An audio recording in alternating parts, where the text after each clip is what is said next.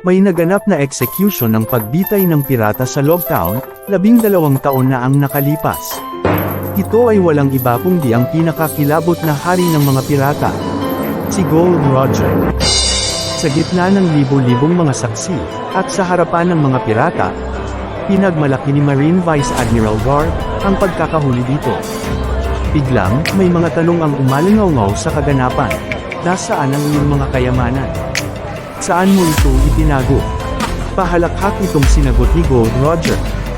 Sa karagatan, sa malawak na karagatan, nakatago ang kayamanan. Hanapin ninyo. Yan ang pinakahuling habilan na binitawan niya, bago pa man siya tuluyang hutayin. At simula din ng mga sandaling iyon, nagkagulo at nagsimula naghanapin ng mga pirata, ang natatagong kayamanan ni Gold Roger. Panahon ng Pirate Era, ang paghahanap sa One Piece.